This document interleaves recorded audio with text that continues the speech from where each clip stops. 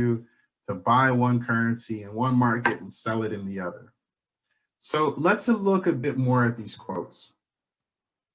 To understand the direct quote, let's look at an example. So I'm sure you've heard before the euro was 165, or the Jamaican dollar was 3 cents. From slide 16, we said the pound was at $2 and we expect the pound to fall to $1.90 or $1.70 or $1.50. So if you watch financial press, or if you read Wall Street Journal, New York Times, if you listen to a podcast that talks about finance like Planet Money or The Indicator, or any of the news podcasts that follow financial press, when they quote currencies, sometimes this is what you'll hear. You hear, oh, the pound was at $1.67, or oh, the pound fell to $1.55. This is what they're saying. This is what all of that means. The indirect quote, as we said, is where we have the price of the currency where $1 is in the denominator. So, for example, we would say that the dollar was at 0.61 euros, or you get 105 yen to the dollar. So in our example where we were talking about the pound falling, we would say that the dollar was at 0.50 pounds, 0.53 pounds, 0.55 pounds. And again, the key point, the big takeaway, is that sometimes it can be a little bit confusing to remember that we're talking about the price of a currency. And I understand that.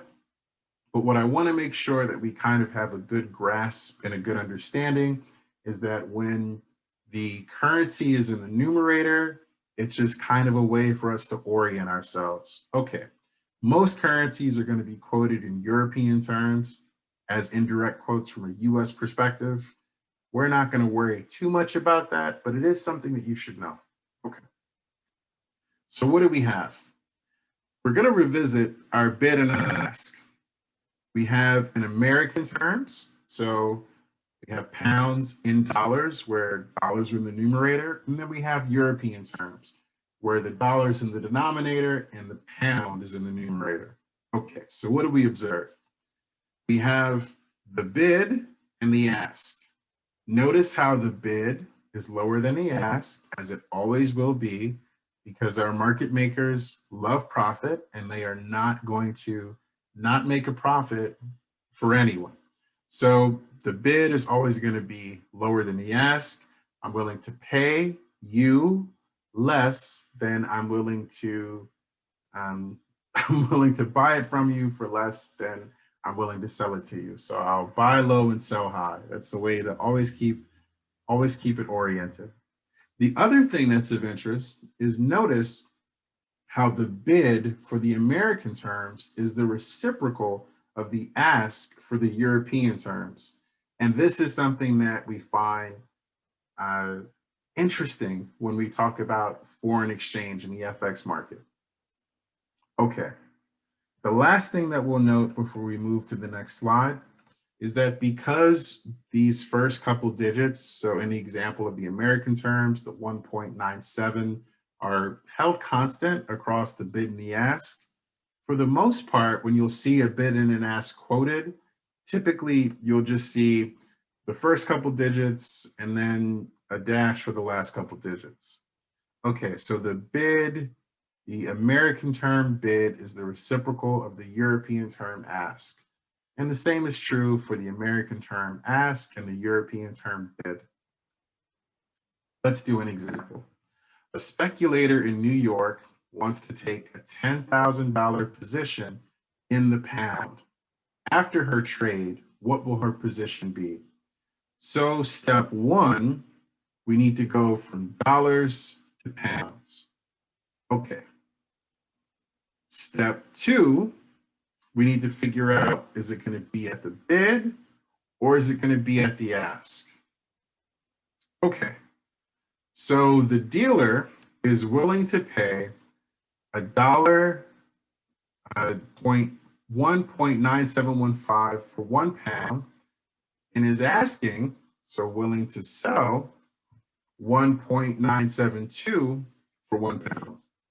If we look at the pound, the dealer will pay 0.5071 pounds for $1 and will charge 0.5072 pounds for $1. So what do we need to do? Well, we've got dollars and what we want are pounds. So we take our 10,000, we find the appropriate spot rate. And again, we want pounds in the numerator, dollars in the denominator, and we're gonna sell them to the dealer. We'll pay 0.507 and we walk away with a little bit over 5,000 pounds for this trade. It can sometimes be confusing to remember, is it going to be the bid or is it going to be the ask? A little tip, a pro tip that always is helpful, that always holds true. Think of yourself from the perspective of being a retail investor that is trying to interact with the market maker. The market maker will always give you the worst price. So if ever, for some reason, you're not sure, should it be the bid, should it be the ask yourself, what price is going to be the lowest for the security that I'm trying to convert? Okay. Example 2. An art broker has just completed transactions in Italy and England. The broker is now holding 250,000 euros and 500,000 pounds and wants to convert to USD. Their currency dealer provides this quote. So we've got a bid ask for the pound to dollar, and then we've got a bid ask for the dollar to EU, the dollar to euro exchange rate. What are the proceeds from this conversion? So as you set it up, remember that what we want is to convert everything into dollars. Okay. The FX market. In our market making example, Bank A and Bank B traded today in the spot market. That is, the banks traded on their expectations for the prices tomorrow. So we said the bank in New York thought the pound was going to tank and wanted to sell. Why not trade directly on the expected prices for time t+1? So instead of taking a position today based on what we expect will happen tomorrow, why not just trade directly on what we expect to happen tomorrow? And the answer is that we can with derivatives, with our forwards, our futures, and our options, which are going to derive their value from where the spot is expected to be in the future. For example, we have a forward contract for time t+6. So in this case, 6 months from now, for the dollar to pound, it's at 196. So in 6 months, $1.96 would buy me a pound. How can we find prices? How can we price these prices for time t+2, t+3, etc.? Well, with discount rates, with interest rates, with some expectation of interest rates for months 1, 3, 6, and 9, which is essentially a term structure, and also under the assumptions of no arbitrage, like again we used to start the lecture. With no arbitrage assumptions, we can sort of induce what these expected prices would be if we kind of work backwards. Okay, so let's go through it. With forwards and futures, we're going to agree to buy or sell an asset at a specific price on a future date. So we've got a forward for next month, a forward for 3 months, a forward for 6 months. And as you can see, we're picking different prices. So 1 month from now, we agree to buy or sell 1 pound for $1.97. In 3 months from now, we agree to buy or sell 1 pound for $1.9663. Futures are typically going to be used for currencies and commodities. So wood, pigs, copper, rice, oil. We also have future contracts for exchanges. So the E-mini is a notable future. That's probably one of the most heavily traded securities in the world. So futures, very deep market. The big differences between the forward and the future are how the contracts are structured and traded. So our forward contracts are non-standardized and customizable. What does that mean? It means, again, our forward contracts are going to be between two specific parties. So those two parties are agreeing to terms on a financial transaction that is in their benefit or in their interest. So that's very customized. But because it's non-standardized and because it's customized, it's not going to be something that's easy for other investors or for other firms to take a position on or get their hands on and use. So because these are non-standardized and customized, the forwards are going to trade over the counter. They're going to be this very opaque market, this OTC market. That's in total contrast to the futures, which are going to be standardized, not customized. So they're going to have pre-specified amounts that are all going to be standardized and that are also going to be listed on exchanges. So the future is like a customized, standardized, exchange listed forward. The other big difference between the forward and the future is in how the contracts settle. So the forwards are going to settle in cash or delivery. You also have non-delivery forwards, which we're not going to talk about. But the forwards are going to settle in cash or delivery of the asset at the end of the contract.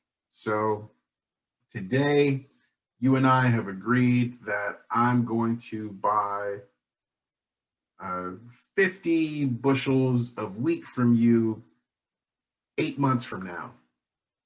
We're not going to settle that contract if it's a forward until 8 months from now, where I'm either going to provide you with cash or I'm going to provide you with the bushels of wheat that we just talked about. With the forward contract, the forward is going to be marked to market on a daily basis. I'm sorry, the future is going to be marked to market on a daily basis. So what makes the future kind of cool is that because it's standardized, because it can't be customized, because it's exchange listed, we can all view the prices. We can all view the prices that we've agreed upon. And we're going to be settling up in real time on a daily basis to make sure that we're able to kind of not have counterparty risk. You can imagine with the forward, I'm always going to be worried that the person on the other end isn't going to hold up their end of the deal. With the future, that's less of a concern because these trades are going to happen on an exchange. So we're going to settle every single day, and that's going to kind of keep the counterparty risk away. And it's also going to make these very easy contracts for people to use for hedging. So let's look at the forward. Consider the exchange rates shown to the right. Boom, what do you see? You can see that the spot rate for the pound in dollars is 1.9717. So 1 pound is going to cost me $1.97. As you look through the forward rates, notice how the 6-month forward, it's even lower. So the 6-month forward is at 195.93. What does that mean? What it means is that we're observing that the forward, the pound is trading at a forward discount, meaning the spot rate, it's actually higher than the forward rate. Clearly, market participants are expecting that the pound will be worth less in dollars in 6 months. And you can see that because, again, with the beauty of the forward, we're actually able to look at what market participants are expecting for these future prices. Suppose that the spot were lower than the forward rate. Would we have a forward premium or a forward discount? You tell me. Okay, So the exchange rate shows that the British pound is trading at a forward discount, meaning the spot rate for the dollar to pound is actually higher than the 6-month forward rate for the dollar to pound. And the reason why you see 180 is because 180 is half of 360, which is again the way that we think about the trading days when we're talking about our fixed incomes, our futures, etc. Okay, so in words, the spot rate is higher than the forward rate. In the spot market today, if I were to buy a pound, according to this table, we know these aren't the real prices, but according to the table, if I were to buy a pound, it would cost me $1.9717. The table is showing that 6 months from now, that pound would cost me a little bit under $1.96.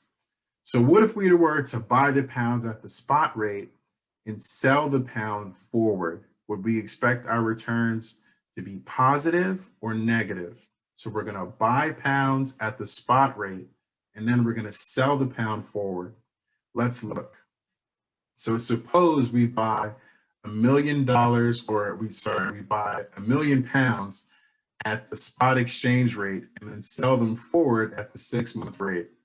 So first, we take our 1,000,000 pounds, we convert it into dollars, so we get $1,971,700, and then we sell them at the 6-month forward rate. So, okay, what's going to be the return on our investment? All right, so in our denominator, we've got the 1.971 million, and in our numerator, we've got what it is that we earned from selling the pounds forward, the 1.959 million, and we're looking at the difference. Whenever we're calculating returns, we've got our future price minus our past price divided by our past price. It's a percentage that we're looking at. So what do we observe? We observe that on our trade, we actually have a negative return of 0.629%. If we annualize that return, if we multiply it by 2, because again, this is a 6-month forward, so if we want to know what our holding period return would be to make it comparable to the course of a year, what we see is that our annualized return is negative 1.26%. So clearly we have lost money on our trade. Again, what did we do? We bought 1,000,000 pounds at the spot exchange rate. Then we sold them forward at the 6-month rate. And because the 6-month rate is actually lower than the spot rate, clearly we lost some money on it. Okay, clearly we've lost our trade as we sold our pounds for a lower price than we paid to purchase them. So the previous example is a challenge that companies face all the time. For example, a multinational will pay monthly wages and salaries in Canadian dollars while receiving quarterly cash flows in Canadian dollars, euros, and USD. As those cash inflows and outflows arrive at different periods, the firm faces the challenge that prevailing spot rates might reduce revenues or increase costs. So this is a problem that happens in the real world all the time. Part of what you may say to yourself is, well, given that forward rate was lower than the spot rate, why would I engage in that trade? So if we return to that example, if we really want to evaluate the effectiveness of using the forward, as a responsible financial manager, What we also need to do is to compare the forward rate to the prevailing spot rate 6 months from now. That's what we're going to do next. So what do we have? Suppose that we've taken 10,000 pounds and we've used it to take a long position in a 6-month forward contract. So we bought a forward. Okay. What do we see? Hopefully what we notice is that our profit and our loss depends on where the spot rate falls relative to the forward rate. So to explain, if we find that the spot exchange rate 6 months from now is actually higher than the forward rate that we sold at, then great, wonderful. The payoff from our contract, we think that we made a really good financial decision. If we find that the spot exchange rate 6 months from now is lower than the rate that we sold it at, then we think this is terrible. So the point is that where the spot exchange rate lands 6 months from now really determines whether or not we think the forward that we entered is a profitable investment decision or an unprofitable investment decision. And to explain a little bit of the intuition, remember that we're always thinking about this as a transaction that we're making or an investment decision that we're making today based on the information that we have access to. What we don't know is what prevailing spot rates will actually be 6 months from now. So hopefully what we take away from this is that we kind of have to wait to see where things land.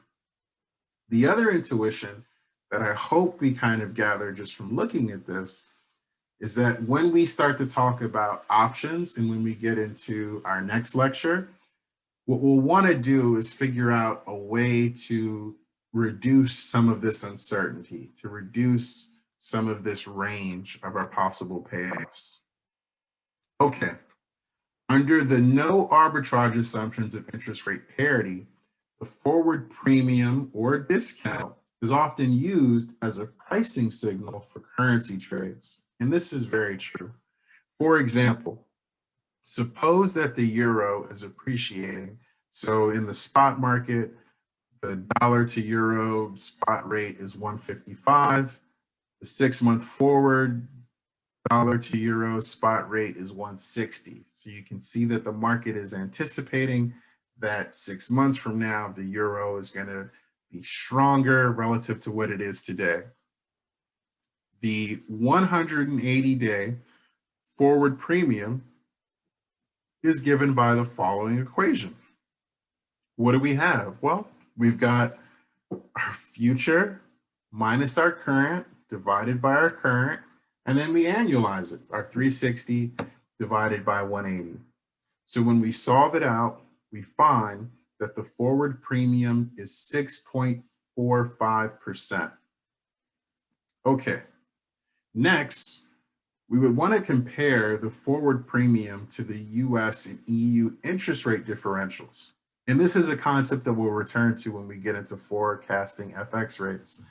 Just to explain a little bit of the intuition for why we would even care about the forward premium relative to an interest rate differential. That forward premium, remember, we're talking about an exchange rate today and an exchange rate in the future. Okay, so that exchange rate should reflect the interest rates. The future, the forward rate at least, should reflect the differences in interest rates between our markets.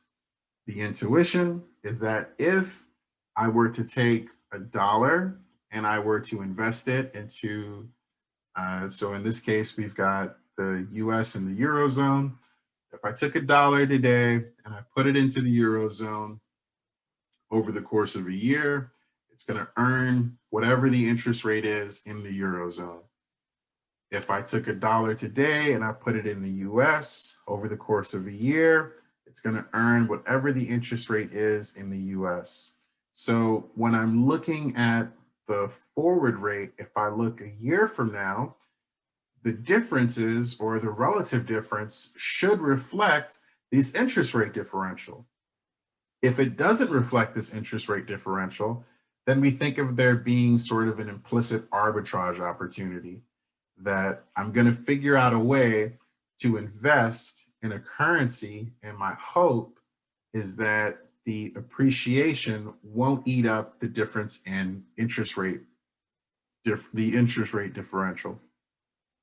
If all of this is super confusing, if you're like, I'm out, I don't even know what we're talking about at this point, here's the key takeaway. We can take our forward premium and we can calculate it.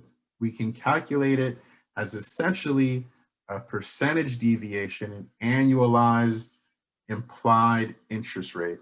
And what's interesting is when we look at that forward premium, it can actually tell us quite a bit about how we should expect interest rates to develop or to be different across countries. So it can be a little bit informative. And this, again, is something that we'll get into much heavier when we talk about the investment aspect of international finance. So this is an example for you to work on. The euro to dollar spot exchange rate is $1.50. The 90-day forward premium is 10%. What is the 90-day forward price? Putting a bow on things, the structure of the FX market is distinct. So we should be very comfortable with the fact that there's a spot market. Hopefully we understand the intuition of the bid-ask spread, and that our spot market is an over-the-counter market. It's a bit opaque. We know that forwards are non-standardized over-the-counter contracts. We know that futures are standardized exchange-traded contracts. We know that forwards settle at the end of the contract with delivery or with cash. And with futures, we're going to be marked to market on a daily basis with these exchange-traded contracts. So a very different structure in terms of the way that we're pricing these future prices, the way that the contracts are being offered and the way that the contracts are being settled are very different. We've also looked at investment choices in FX, and we defined arbitrage as riskless profit. So we used cross rates to identify arbitrage. We looked at a trading strategy. We looked at the returns to trading at the spot and at the forward rate. And we also understand that we kind of have to wait and see to determine if we sold at a relatively high or low price, because we don't know what the spot rate will be 6 months from now or a year from now. From the forward, we can anticipate what market participants think the spot rate will be 6 months from now, but a lot can happen in 6 months. So that's something that we'll want to think of when we get into option pricing. We'll think of, we'll really be looking for ways to kind of reduce some of the uncertainty with our hedge. Lastly, we've talked quite a bit about the forward premium and discount. So we know how to calculate the forward premium, and we also know that market participants will use forward rates to infer interest rate differentials across countries. And if that last bit is a bit unclear, don't worry. That's something that we're going to take quite a bit of time to kind of work through when we get into the investment portion of the course a little bit later. So our next lecture is only going to be about financial options. That's the only thing we're going to do. We split it because it would just be way too much to try to provide the information on derivatives and then on financial options. So rather than kind of throw way too much at anybody. I want to make sure that we're all on the same page, that we all have a good understanding of how this market is structured, have a solid understanding of how it works, and then we're going to build on that to understand what makes options so cool and how we can use them, and etc. So that's everything. And thank you.